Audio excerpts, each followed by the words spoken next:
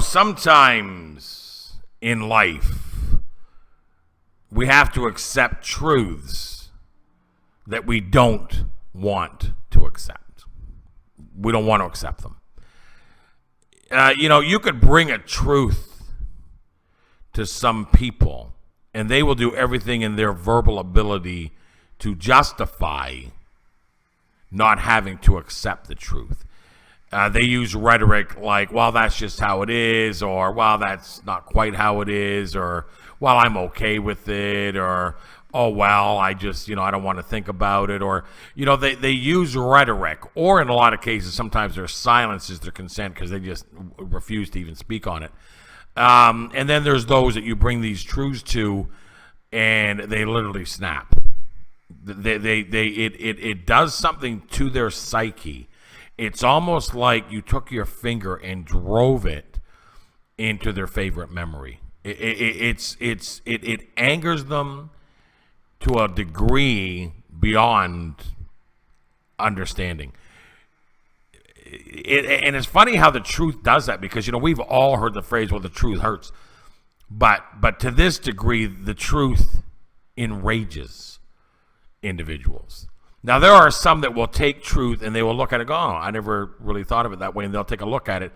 And sometimes that truth will grab a hold of them and take them deeper into the truth. You see, we don't take the truth and take it anywhere. The truth grabs a hold of us and takes us deeper into the truth. And sometimes, every once in a while, that happens. So I'm hoping that maybe, just maybe, this video will do that. Maybe the truth of what I'm about to say will grab a hold of somebody and bring them down the path that they would be able to learn, understand, and accept even greater truths about the deception that we live in this world. Okay, so let's talk about the American presidential elections. And not just the recent one where Trump won and we have all this rioting in the streets. I'm going to go all the way back because I want to show you a truth. I'm going to go back. I won't go too far back, but I'll go far back to, let's go to the Clintons and the Bush family. How they treated one another during elections. And the disrespect and the accusations and the verbal assaults and the nasty, unforgivable rhetoric back and forth, saying things to and of each other that are just literally abhorring. I mean, just beyond what I would consider acceptable behavior to allow somebody to talk to me, about me, or to sling false accusations against me. If in fact this stuff is all false accusation. But back and forth, absolute nothing but disrespect.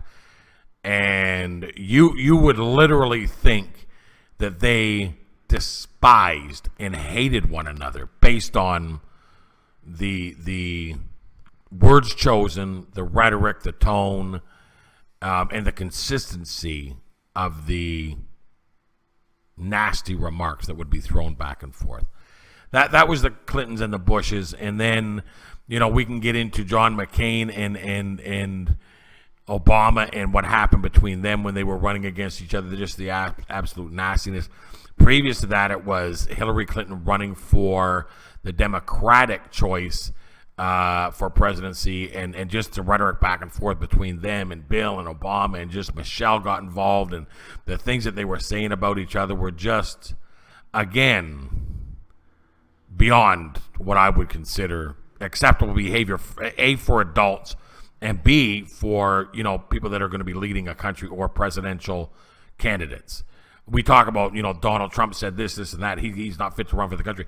Take a look at the way these people speak to each other and of each other during their campaigns, and ask yourself if even that is suited to somebody that would be running America.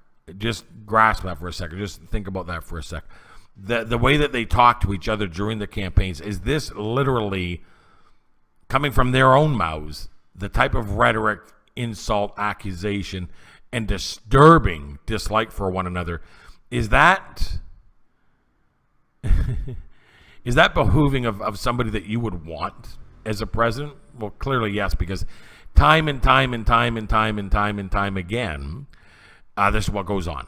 They go at each other like two pit bulls in a junkyard, and they are nasty. The things they say, they're bringing things up from their pasts. They're bringing people of accusations into it. They're bringing false accusations. They're twisting each other's words. They're calling each other the worst possible things you could call each other. It's just complete and utter madness. But that's not where your truth lies. We know that's true. I didn't speak any lies just now.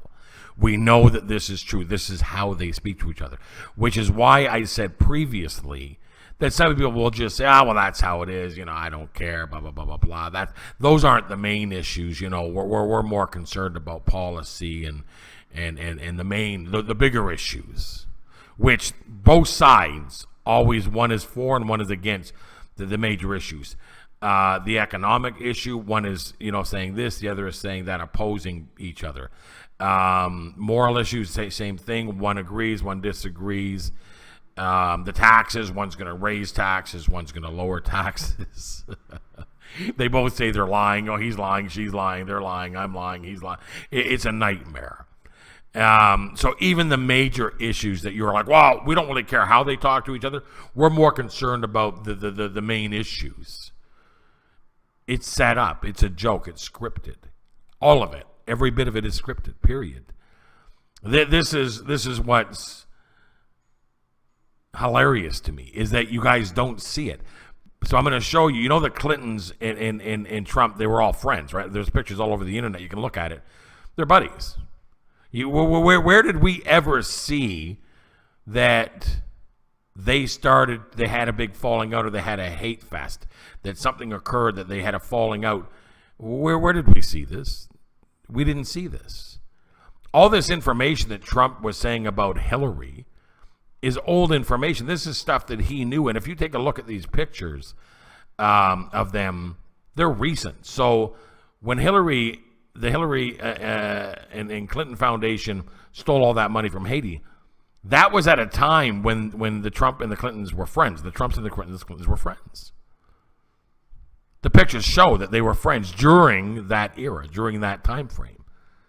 So what happened that they had a falling out? There was never anything on the news or in the tabloids or on CNN or Fox News that the Trumps and the Clintons are no longer friends.